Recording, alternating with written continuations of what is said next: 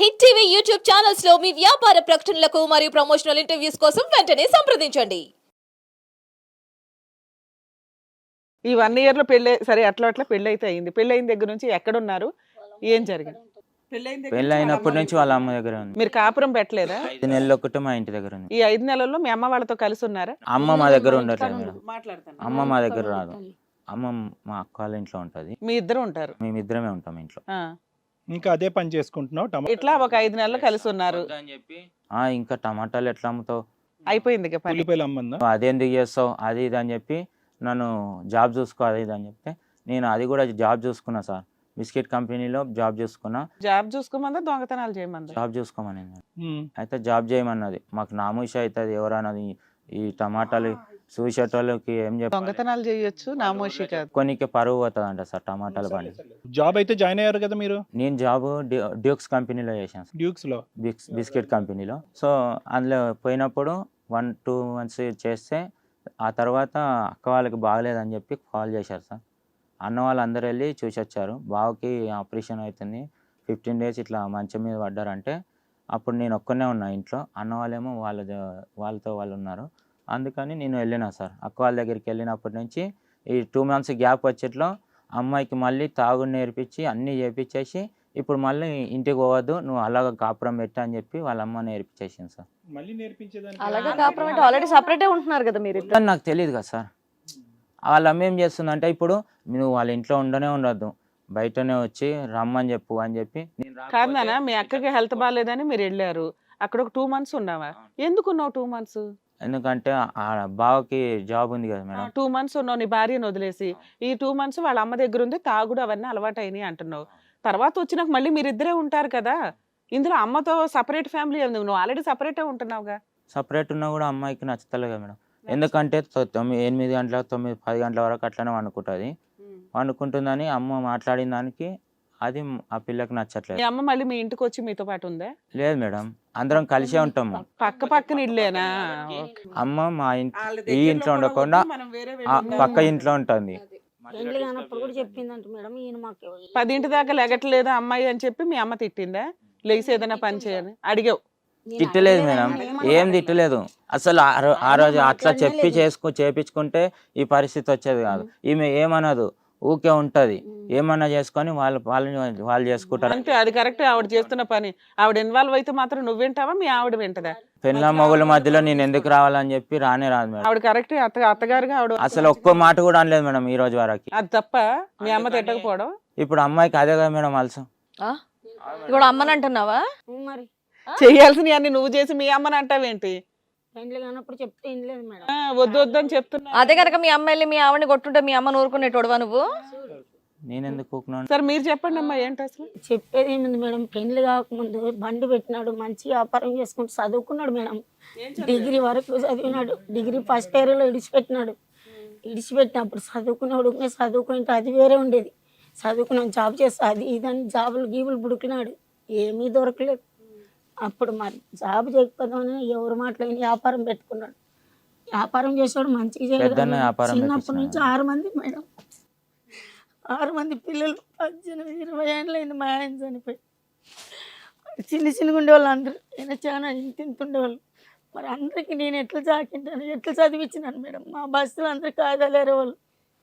నా పిల్లలు ఇట్లా పని చేయకూడదని వీళ్ళందరం చదివించినాను మేడం. అమ్మా పెద్దమ్మ, ఒక్క నిమిషం, నాకు మీ బాధ అర్థం అవుతుంది. కానీ ఏమైనా కొద్దిగా పూర్వపరాలు కనుక్కున్నారా? ఎవరి అమ్మాయి, ఎక్కడి నుంచి, ఏమి కనుక్కోకుండా ఎలా చేస్తారమ్మా? నేను చెప్పలేదు సార్ అమ్మకి, ఎవరికి చెప్పలేదు. వాళ్ళు అడిగినారు అమ్మాయి ఎక్కడుంటది ఏందని అన్న అడిగినారు సార్. నేనే చెప్పలేదు ఎవరికి. గుట్టికాడ వాళ్ళ ఇల్లు చూపిరు, మేము అడుగుతాం, వాళ్ళ ఇంటికి పోయినాక చూపిలేదు. ఇల్లు కూడా చూపెట్టలేదా? మరి ఇంక నేనేం చేయలేదు మేడం. నాకేం మగోడు ఉన్నాడా పోయి అడగడానికి, చూడడానికి. అయినా కూడా ఎంత బాధపడినాం మేడం. వద్దు నీకు దండం పెడతాం రేపు వచ్చే 1 week లో పెళ్లి ఉందనగా అప్పుడు ఇల్లు చూపించిన అమ్మాయికి 3వ నెల అని అవన్నీ మాకు తెలుసు మేడం. ఇది అసలు తెలియదు మాకు. ఇప్పుడు చెప్తున్నాడు 3వ నెల అని చెప్తున్నాడు. నాకొక్కరికే తెలుసు మేడం. నాకు తెలియదు ప్రెగ్నెన్సీ అన్న సంగతి తెలియదు. ఖాళీ టిక్ టాక్ చేస్తుంది అనేది ఒకటి తెలుసు మేడం. టిక్ టాకులు చేస్తుంది. మా బస్తీలో అందరూ చూసినారు. ఆ దాంట్లో ఈ అమ్మేనా అని అడిగితే అప్పుడు ఆ అమ్మే అని చెప్పినాం అంతే. ఆమె చూపించింటే చెప్ప ఆడు మార్కెట్ ముందు కూడా అరిచినాను మేడం. నేను ఒకరోజు రాత్రి వచ్చింది 8 గంటలప్పుడు, బండి అక్కడే ఉంది. ఇంకా నేను కానీ బండి కాడికి పోయిన, సాయంత్రం ఎక్కువ జనం ఉంటారు కదా అని పోతే ఆడ మా ఫోన్ చేసుకుంటూ వచ్చింది మైదీపట్నం తుక్కు నుంచి, రోడ్లో నుంచి దిగి యాదవన్ కట్టంతో మాట్లాడుకుంటూ వస్తుంది. అక్కడ ఒక ఆమె పక్కన సామాన్లు అమ్ముతుంది, ఆమె చెప్పా ఆడ మాట్లాడి పిల్లే చూడం పెద్దమ్మ, ఆయన ప్రేమించేది అని చూసి పోతి. నేను పోయి అమ్మ ఇది మంచిగా ఉంది, నీకు పద్ధతేనా, నువ్వు ఆడపిల్ల రీతి ఇది, ఇంత రాత్రిలోనూ ఇక్కడ వచ్చి తాగే వాళ్ళందరూ ఉన్నారు, అక్కడ కోటర్లు బీర్లు అమ్ముతారు మేడం, అక్కడ నిలబడి మాట్లాడుతూనే ఉంది. డ్రెస్ ఇక్కడ నుండి ఇక్కడ దాకా వేసుకుపోయింది, మాట్లాడుతూనే ఉంది. నేను పోయి అడిగితే నీ కొడుకుని అడుగుపో, నన్నేం అడుగుతావు? భయం కూడా లేకుండా చెప్తుంది అత్తగారు, కాబోయే అత్తగారు అని. లేదు మేడం, ఆ పిల్లకి ఏం భయం భక్తి లేదు. సరే రెస్పెక్ట్ కూడా లేదు. ఆ తాగుడు ఎందుకంటే అదే మందుకే మానేమన్నాడు మేడం. ఆ భయం భక్తి లేదని మానేమన్నాడు. అహంకారం ఎక్కువ పాప. బూది అన్నం తినేవాడిని కాలుతుంది అంతదే మేడం. మొగుని ఎవరైనా చెప్పు మేడం. ఇదంతా గొడవ ఎందుకు వచ్చిందంటే అందుకే వచ్చింది మేడం. అమ్మా ఆ అమ్మాయికి బుద్ధి లేదా, నీ కొడుక్కి బుద్ధి లేదా? ఇప్పుడు ఎందుకు ఇప్పుడు చెప్పు, నేను చచ్చిపోతాను, నేను చేసుకోకపోతే చచ్చిపోతాను, అట్లా ఇట్లా అందరిని బెదిరించినాడు మేడం. ఇంత పెద్దగా చేసి అంతకు ముందు నువ్వెందుకు సంబంధాలు చూడలే? ఇదంతా 1 year నుంచి కదా. చూసినాను మేడం. 3 ఏళ్ళు చేసుకొని అన్నాడు, 3 సంవత్సరాల వరకు నేను చేసుకొని అన్నాడు. ఇంకేం చేయాలి నేను చెప్పు? ఆయన సంసారం చేసేది నేను, చేసినాక మంది పిల్లలు నాశనం అవుతారు కదా మేడం. ఇట్లా అనుకున్నాను నేను, నాకు తెలుసు. అమ్మా అప్పుడు ఆ అమ్మాయి, ఒక్క నిమిషం అమ్మా, ఆ అమ్మాయి సమస్య ఏంటి? మీరా నీ కొడుక? ఎవరి సమస్య ఆ అమ్మాయికి? మీరా? అవును సార్. మేము మొదట చెప్పిందంట మేడం ఆ అమ్మ, మీ ఇంట్లో ఉండు నేను అనిందంట. సపరేట్ కాపురమే కావాలి. అమ్మాయి అయితే చెప్పింది మేడం, ఇంట్లో ఉండను సపరేట్ గా ఉందామని అంటే నేను ఉండును అనిందంట. మరి ఏమన్నా సో ఈ మొత్తం కథ అంతా ఏంటంటే కనుక మీరిద్దరు ఉంటే హ్యాపీ, మీ అమ్మ ఉంటే కష్టం, అంతేనా?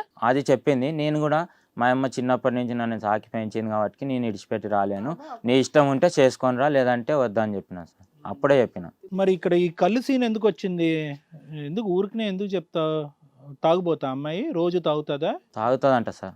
అంటే ఏంటి ఇప్పుడు నీకు 5 నెలల నుంచి గొడవ అంటున్నావు, ఏ విషయం మీద గొడవ? పిడిసి వచ్చేది కూడా మాకు చెప్పు. అమ్మాయికి ఫిట్స్ కూడా వస్తాయి. వాళ్ళ అమ్మ వచ్చింది కానీ వచ్చి చర్చి కాడ వచ్చి మాట్లాడింది, ప్రార్థన అయిపోయినాక వచ్చి, కానీ ఇట్లా అమ్మ నా బిడ్డ అని కూడా చెప్పలేదు. మేము ఈయన ఒప్పుకున్నాడు కాబట్టి సరే మాకేం సంబంధం లేదు, చేసుకున్నా కూడా వాళ్ళిద్దరికే సంబంధం అని చెప్పినాం. అయితే మొత్తం మా మీదే అన్ని చెప్పింది మేడం. గొడవలు ఏంటి? ఇప్పుడు ఇద్దరు హ్యాపీగా పెళ్లి చేసుకున్నారు, గొడవలు దేనికి? కూడా వస్తుందని చెప్పింది మేడం నాకు పెళ్లి. నీకు అన్ని చెప్తారులే కానీ ఇప్పుడు గొడవలు ఏంటి? మీ ఇద్దరు కలిసి ఉన్నారా, విడిపోయి ఉన్నారా? కలిసి ఉన్నారు మేడం వాళ్ళు, కానీ వాళ్ళ పుట్టింట్లో డెలివరీ అయింది కదా, అయినాక 8 నెలల నుంచి వచ్చింది, మొన్న తీసుకొచ్చినాడు మేడం. డెలివరీ ఎప్పుడైంది? పెళ్ళి అయితేనే దవాఖానాలకే తిప్పినాడు మేడం.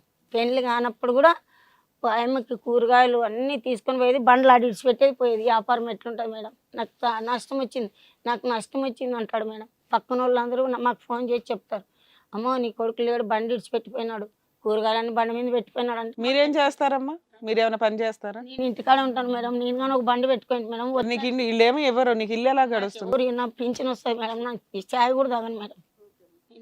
ఎంతమంది పిల్లలు ఉన్నా నీ కాళ్ళ మీద నువ్వు బతకడమే ఇప్పటికీ కూడా మేడం నాకు ఎవరు